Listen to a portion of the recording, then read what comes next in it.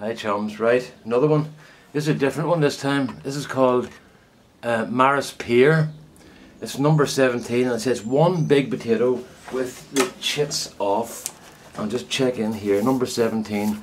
Oh sorry, here, look at this, slightly different.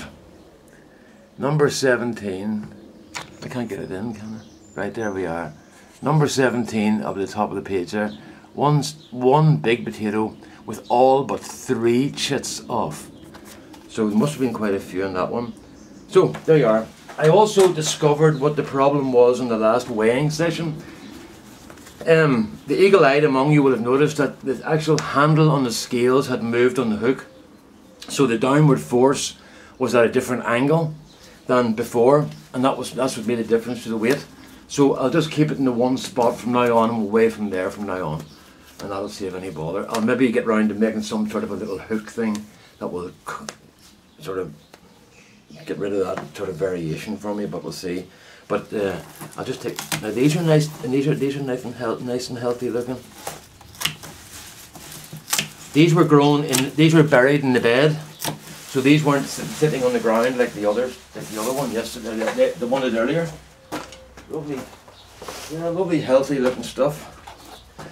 So that's that. So that's where we are. So I'm doing these ones here for Connor. He's coming down tomorrow. He lives in Belfast, in the big city, the big smoke. Right, here we go.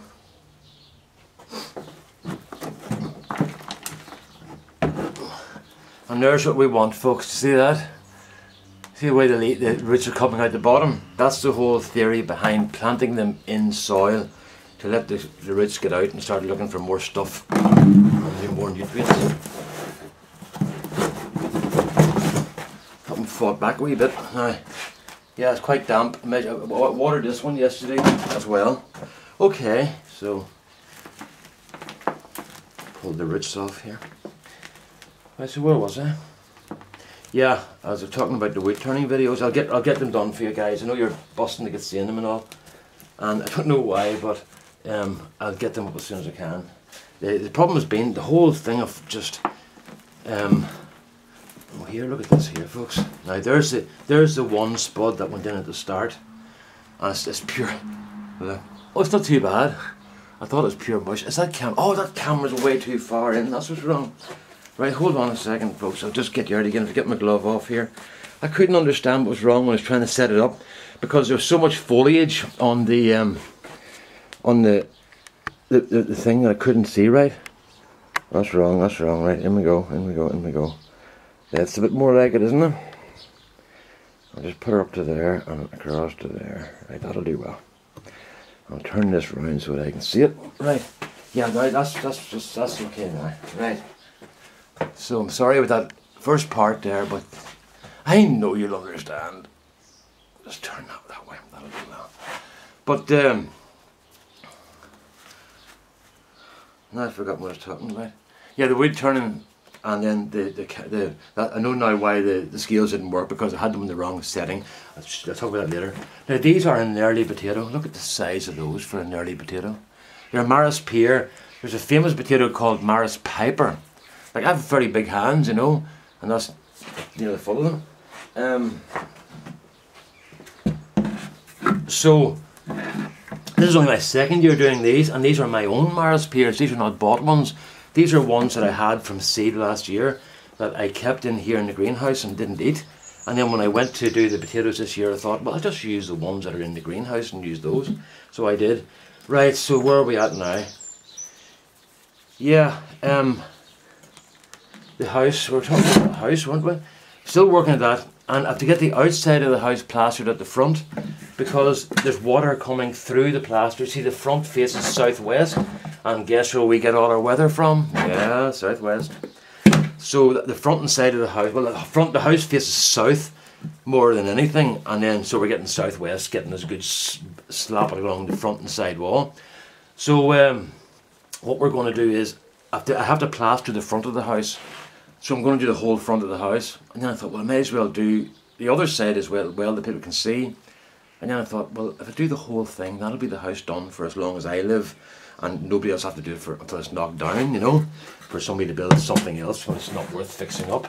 So I've decided I might do that. It'll depend on cost, obviously, you know, and I'm not like made of money, you know, so I'll have to work out the cost and see is it viable, and if it is, I'll go ahead and do it, you know. But it's sort of, it's just the way I do things is kind of, I like to do them well so I don't have to do them again, and I thought I was doing that the first time when I did this renovation, but I seem to have got let down by the guy I got to do it. But that's what happens when people recommend somebody that they think is fantastic but who isn't really, because they were satisfied with a job that wasn't done as up to the standard I would want mine done, you know. But anyway, that's how we learn. So my whole life has to do with houses at the moment. And then, yeah, I was going to talk about trying to get videos up as well. I'm on the high speed now, and it is wonderful, absolutely wonderful. It really does. It doesn't make a huge difference on downloading, because I had about 6 megabytes a second anyway. So when you're downloading pages, it doesn't make that much difference. But the huge difference is uploading, because now I can upload a 15-minute video in 12 minutes. Instead of 480 videos in 480 minutes, or a 10-minute video in 5 minutes. And like, that is just unbelievable, you know, for me, after having struggled with internet speeds all the time, all my life. I suppose it's all my children's lives, I suppose. Like, the children are born now, and the internet has always been, you know.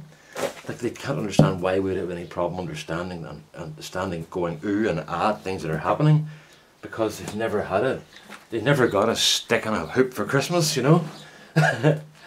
And went to school with bare feet. Oh no, hold on, I'm getting carried away again. I think I'm talking to my own children now.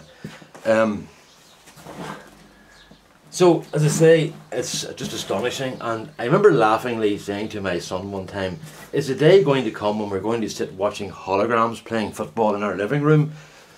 You don't want to tell you, it might do. Because it's just, I suppose the rate of technology, the speed of technology advances exponential. As we know more, we know more. And people talking, oh, miles is crap. Every single significant advance in civilization has had something to do with mathematics. So when they discovered something in mathematics, then they were able to go and take an advance on that, which improve things for all of us. So don't knock maths, it's a beautiful subject. Now, I tell you what, folks, I'm almost sick with excitement here, the thought of weighing these potatoes, because this is all coming off one potato with 3 chits, and that's it. And it got exactly the same treatment as everybody else.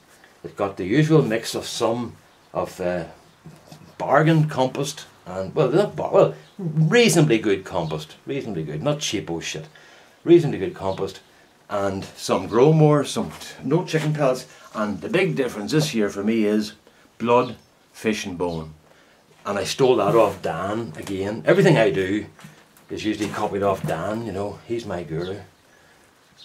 So, have you been watching Dan's channel with the detecting the deals, where he's going around with his mate and they're doing what do you call it? They're doing metal detecting in fields around Yorkshire, and it is really fascinating. I would love a metal detector, but I'm scared to get one, because if I did, I would have to dig over the whole of the world before I was satisfied. I would never sleep again, because I must be thinking, where to dig tomorrow? Right, has the Sahara Desert been done yet?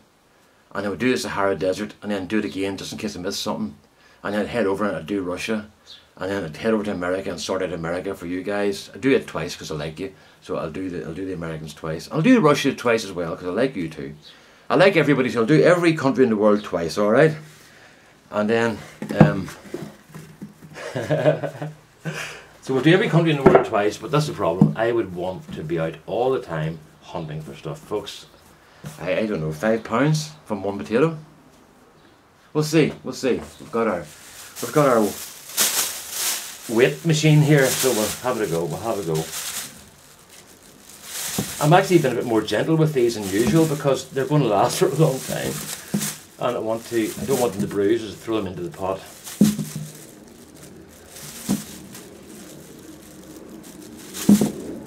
I'm going to put everything in just for a crack. see what happens. But I'm not going to be that miserable. So to say, the detecting the deals is great fun too. It's really good, and these boys are having great fun. Oh, here, I think it's more than £5 actually. Just get the old gloves off here because I don't want to get my camera dirty. It's the only one I've got. Don't call me Rick Van Man with 47 cameras for every angle. They're putting up a fight here. Okay, here we go. Now, wait a see. Go back over here and onto our scales, right? And we do a little, give it a bit of this here. You can see what's happening, folks. See at the top there. I'll just show you here. When I weighed those the first time, this thing was sitting here on that little knuckle thing, okay? And when I weighed them the next time, it was sitting here in the little hollow. And that was, I did a bit of practicing when it was off screen, and that's making a difference. Because obviously the downward force is different because there's a different angle up here. So we'll just leave it in that second one all the time. That'll keep us, that'll do for all the weighing in here, okay? And it's not because I discovered it was faster or weighed heavier. It's only because it's the one that it ended up in there now. Okay, what do I see now? Get you in nice and close here. Okay, right. I said £5. I think I'm wrong. There's hello. Hello. And we're on pounds, right? Oh my god, I can hardly lift this. And we'll put it on. This is one potato, right? One potato. 7.65 pounds. That's 3 kilos. Yeah, well that's 3.47 kilos. I'll put that back to pounds because that's much better looking in pounds. 7.65 pounds from one potato. I think that is pretty good. If we'd say that one potato was a fairly big one, so we'll say it was half a pound weight. That's giving us 15.5 pounds from one potato. 15.5 pounds per pound. That's pretty good, isn't it? I'm well pleased with that. I'm delighted actually. But you know what the problem is? I'm greedy, so I'll be wanting more than that from now on, you know. But that's the Maris Pear, and oh no, don't do that on the people. Oh my goodness. So there we are, folks. Maris Pear, 7.65, and I'm very happy with that. So I'll give a whole lot of those to Connor tomorrow. They're an early potato. All right. I've got work to do, folks. It's very warm today. What temperature is it? Well, it seems warm to me. It's 24 degrees in here. That's about 76 in old money. So it's too warm, you know. And Rob in Australia has got like 5 sweatshirts and a padded jacket on in his greenhouse. So there we are. Okay, all the best now, folks. Bye bye. I have to clean up here now. Right, bye bye.